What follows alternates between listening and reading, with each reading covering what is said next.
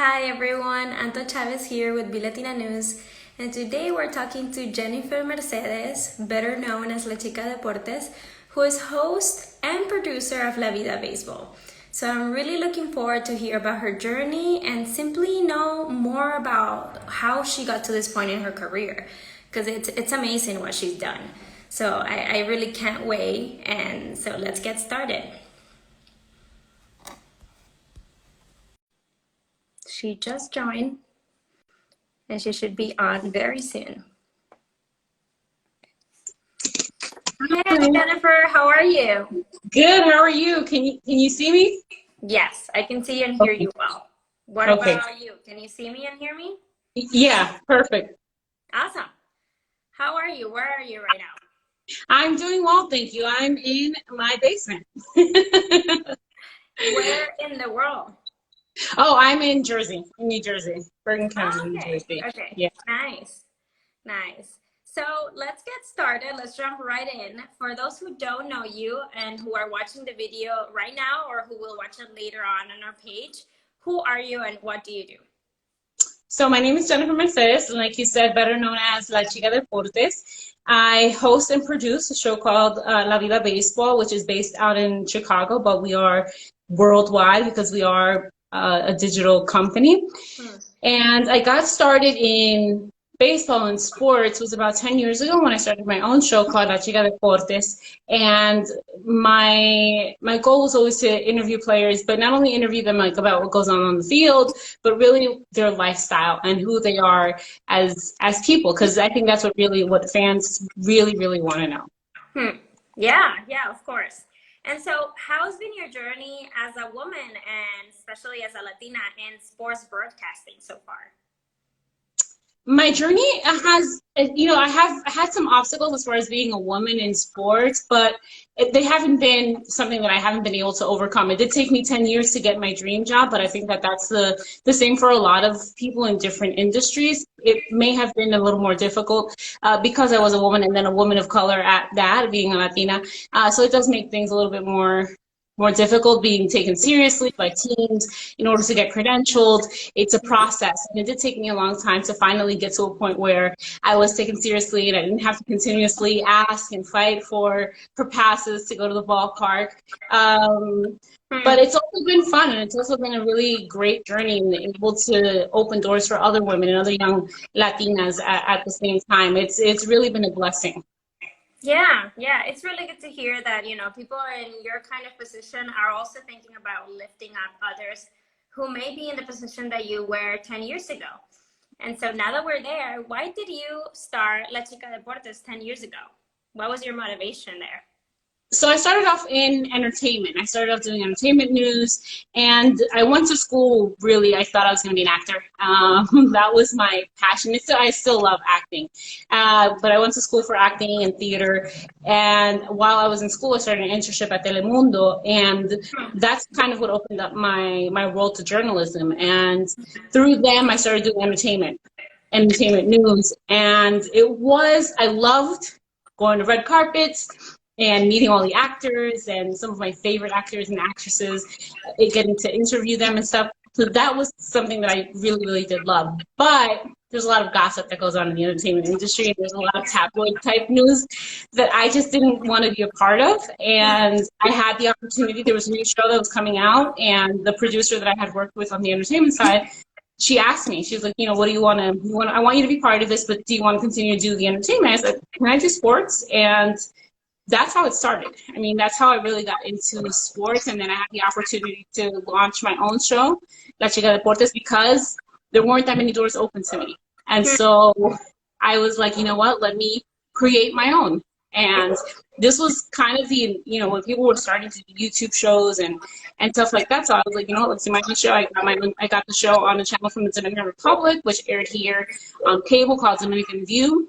And that's where I started. I started, uploading my videos and interviewing the players. And from then on, that's how I was able to create my relationships with a lot of the players and teams. Yeah, and it's really inspiring and empowering to hear that you basically created your own opportunity, right? In a world and in an industry that may have not been as open and as easy for you as we talked about because you're a woman and because you're Latina. So that's really, really awesome to hear, especially for the young Latinas who are trying to get there. And so, can you tell us more about your position now with La Vida Baseball and Más que un Juego? Because that gets me really excited. Yeah, working with La Vida Baseball, I mean, honestly, has been a blessing. And being able to do what I love, which is sharing stories. And then here with Más que un Juego, which we launched a couple of weeks ago, is just the cherry right on top because being able to talk about really important issues that matter to us on a day-to-day basis, issues that they don't really get discussed on mainstream media. When we're talking to Luis Tian and Vladimir Guerrero and Edgar Martinez about the discrimination that they face in the initials of their careers, and talking about how they see the young talent today and how proud they are of what they stood for over the summer. A lot of players, talking about social change and civil rights and all those things that we didn't really see in baseball for a really Yeah, long time.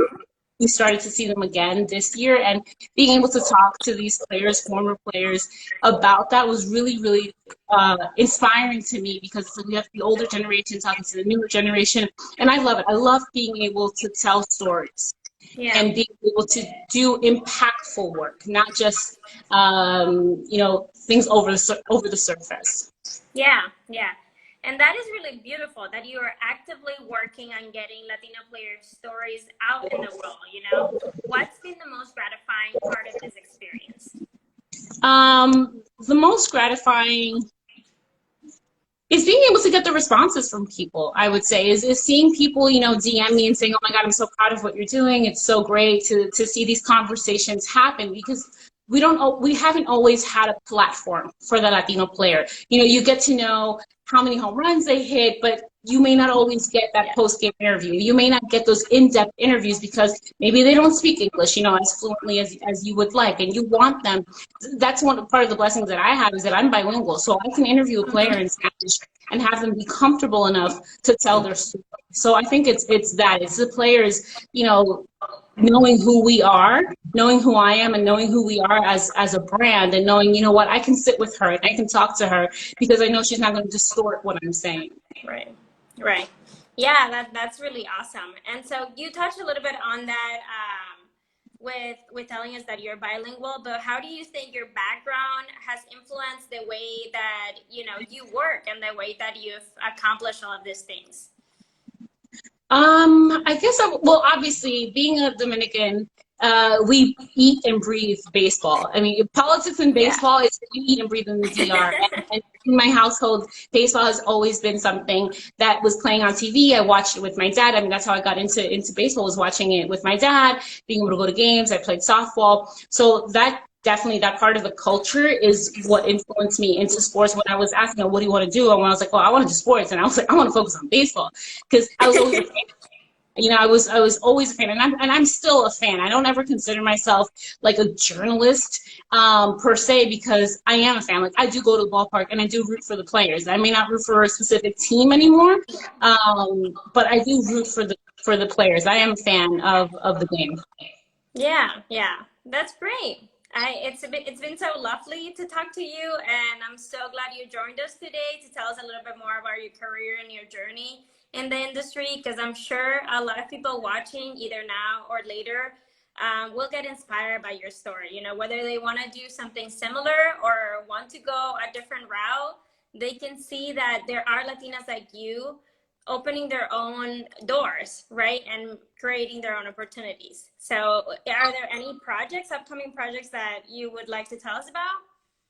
Well, we're still continuing to work with La Vida Baseball, and working within La Vida Baseball, always creating new projects. Más que un Juego, we hope to record a couple more episodes from now until the season starts. So that's something that we're always working on. But we have the live show that airs Mondays and Wednesdays on La Vida Baseball on Facebook, and as well as YouTube and Twitter at 1 p.m. Eastern. And we're there to have a conversation. We're there to talk to Yeah. people as well. You know, we want you to be part of the conversation with us, which is what's part of the beauty of La Vida Baseball Live, is that we're on Facebook. So you can talk to us, you know, at the same time. There are young women who want to get into the industry. Just reach out. I'm always in my DMs and I'm always checking. So, you know, they can send me a DM, send me a question, whatever they want, advice. I'm always open to helping out, especially the young Latinas. Yeah, wonderful. And so where can we see you and where can we follow everything you're doing as La Chica Deportes and with the La Vida Baseball? So yeah, you can follow here at my handle at Chica Deportes, but you can also follow at La Vida Baseball on Instagram, Facebook, and Twitter. Great. Thank you so much, Jennifer. It was lovely to speak with you and to get to hear a little bit more about your story and your personal testimony. So I really appreciate your time. Thank you. Thank you for having me. Thank you so much. Have a good day.